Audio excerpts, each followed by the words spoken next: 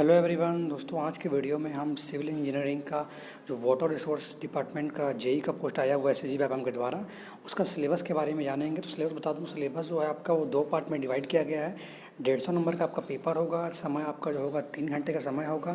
तो जो आपका सेक्शन ए रहेगा, आपका जो पार्ट ए में वो आपका जो जीके वाला पार्ट दिया गया है, जिसमें से आपका जो जनरल नॉलेज रहेगा 15 नंबर का, कंप्यूटर का क्वेश्चन आएगा 15 नंबर का, रीजनिंग रहेगी 10 नंबर की, और उसके बाद जिस पोस्ट के लिए आपने अप्लाई किया हुआ है सिविल इंजीनियरिंग पोस्ट के लिए, ठीक है, उससे रिलेटेड जो है 10 क्वेश्चन रहेंगे, 10 नंबर के क्वेश्चन रहेंगे। इस प्रकार 50 नंबर का आपका जो है सेक्शन ए यानी कि जो जीके वाला पोर्शन आपका पूछा जाएगा। उसके बाद आपका जो 100 नंबर बचेगा उसमें आपका जो रहेगा सिलेबस, वो आपका सिविल इंजीनियरिंग का सिलेबस रहेगा। 100 क्वेश्चन 100 नंबर के रहेंगे। तो उसका डिटेल सिलेबस बता देता हूँ आपको मैं। चलिए सेक्शन में देखते हैं। जो आपका जीके पोर्शन रहेगा उसमें आपको क्या क्या पढ़ना पड़ेगा।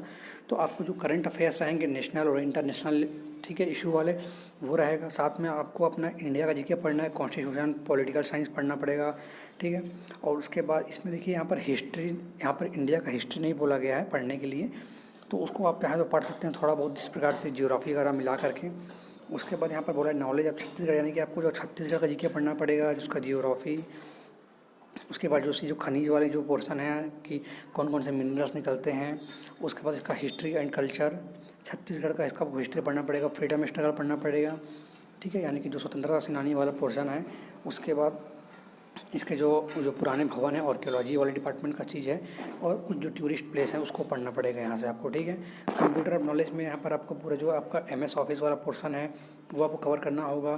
फिर सॉफ्टवेयर हार्डवेयर के बारे में जो सिंपल बेसिक जो है वो, साथ में आपका डेटा एनालिसिस, उसके बाद आपका मल्टीमीडिया ग्राफिक्स प्रेजेंटेशन, और आपका जो cloud computing, basic of internet, ये सारा कुछ आपको पढ़ना पड़ेगा उसमें। जिसमें जो आपका जो हार्डवेयर सॉफ्टवेयर में आपका जो कंप्यूटर के टाइप्स हो गया, प्रिंटिंग हो गया, सब कुछ आपको कवर करना होगा। रीजनिंग में आपको coding, decoding, number series, verbal, non verbal series बोला गया, direction, decision making, alphabet series, clock, calendar, number ranking, cube and dice, mirror image, blood relation, ठीक है, arithmetical reasoning and embedded figure, ये सारा कुछ आपको रीजनिंग में कवर करना होगा।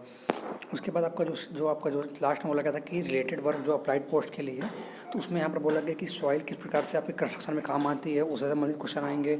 सीमेंट एंड एग्रीगेट के जो है कुछ बेसिक क्वेश्चन पूछे जाएंगे।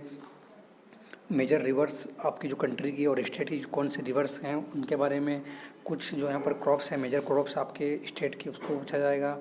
इरिगेशन फैसिलिटी से संबंधित क्वेश्चन पूछे जाएंगे, ठीक है, यहाँ पर। और डैम कैनाल से संबंधित आपके कौन कौन से यहाँ पर आपके स्टेट में है उसको पूछा जाएगा यहाँ पर।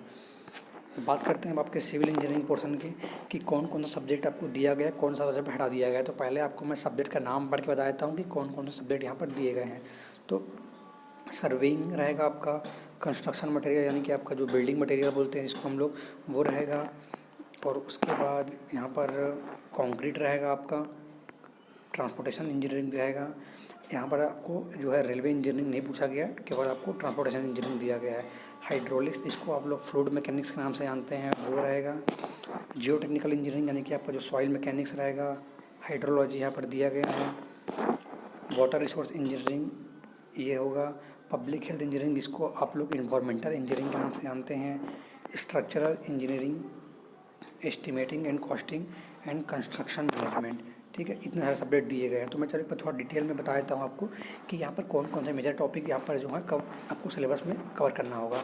तो सर्वेइंग में आपको जो है लगभग पूरा कवर करना होगा। यहाँ पर आपका linear measurement, chain survey, compass survey, plane table, levelling, contouring, ठीक है, थियोडोलाइट, टेक्योमीटर, कर्व आपका दे दिया गया है। और आपका जो ईडीएम इंस्ट्रूमेंट्स हैं सारा कुछ आपका दिया गया है।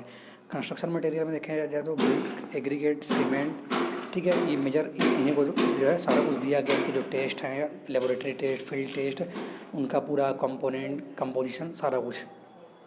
फिर यहाँ पर देखते हैं कंक्रीट भी आपको दिया गया उसी में ही आपका। तो कंक्रीट में भी आपका वही कंक्रीट के ग्रेड टाइप्स, उसके जो हैं टेस्ट वगैरह सारा कुछ आपको पढ़ना पड़ेगा।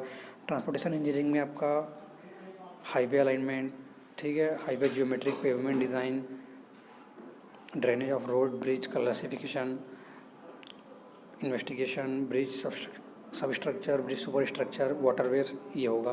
फिर बात करते हैं आपका जो फ्लूइड मैकेनिक्स आपका यानी कि जो हाइड्रोलिक्स वाला पोर्शन है, उसमें आपका लगभग जितना भी आपका एफएम का चैप्टर है पूरा कवर किया गया आपका। यहाँ पर आप देख सकते हैं आपका जो पास्कल लॉ से रिलेटेड है आपका प्रेशर वाला, ठीक है। उसके बाद आपका जो लॉ ऑफ कंजर्वेशन जो है मास का, वो दिया गया है। हाइड्रोडायनेमिक्स में देखेंगे तो आपको एनर्जी बर्नौलीज थ्योरम दिया गया है। Venturi meter, orifice meter, pitot tube ना फ्लो थ्रू पाइप के द्वारा जो है आपका जितने भी पोर्शन बनते हैं। उसके बाद ओपन चैनल भी यहाँ पर दिया गया है।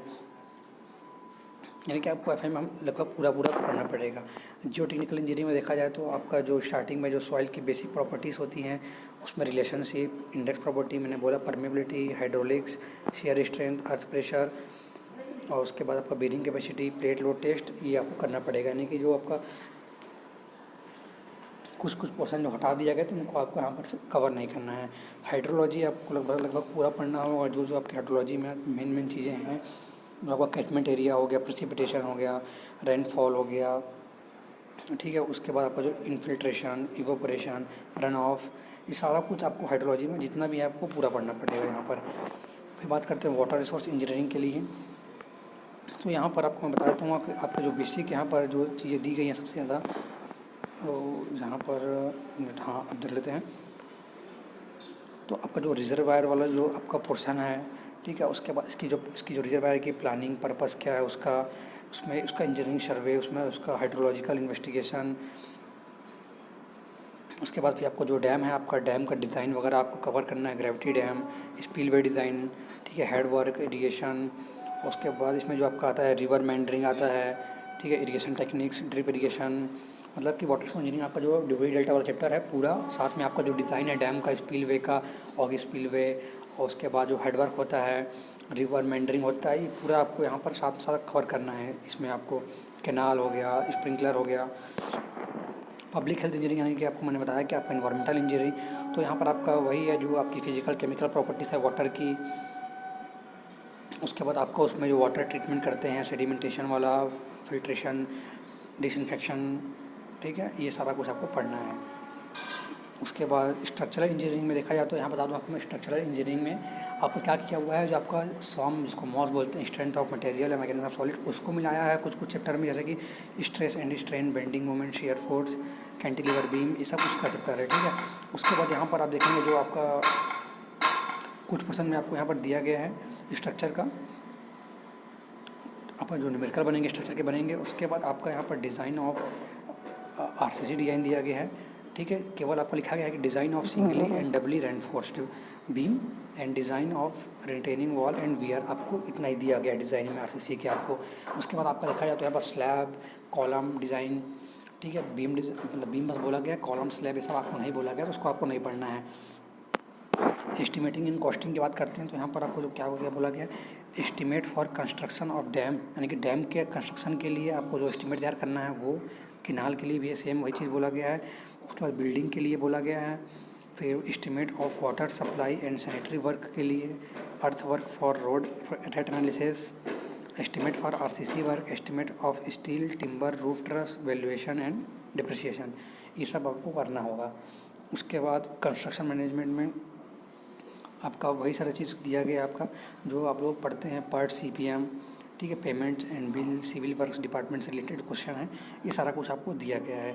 तो सिलेबस के हिसाब से आप अपनी तैयारी करिए। सिलेबस जो है चेंज हो चुका है। पहले ऐसा आपने देखा होगा कि जेईई के पेपर में केवल 150 क्वेश्चन होते थे जो कि आपके रहते थे टेक्निकल क्वेश्चन, लेकिन इस बार जो है ये जल विभाग वाला पेपर में इन्होंने चेंज कर दिया है। तो आपको तैयारी इस हिसाब से करना है, ठीक है। उसके अलावा इसका मैं डिस्क्रिप्शन में लिंक दे दूँगा डाउनलोड करने के लिए। नेक्स्ट वीडियो में हम लोग बात कर लेंगे कि सारे चीज़ को आपको नॉन टेक को, टेक्निकल को कहाँ से पढ़ना है, कैसे कवर करना है, वो अगले वीडियो में हम लोग बात कर लेंगे। अभी क्या है, वीडियो बहुत लंबा हो जाएगा, ठीक है। तो मिलते हैं अगले वीडियो में, धन्यवाद।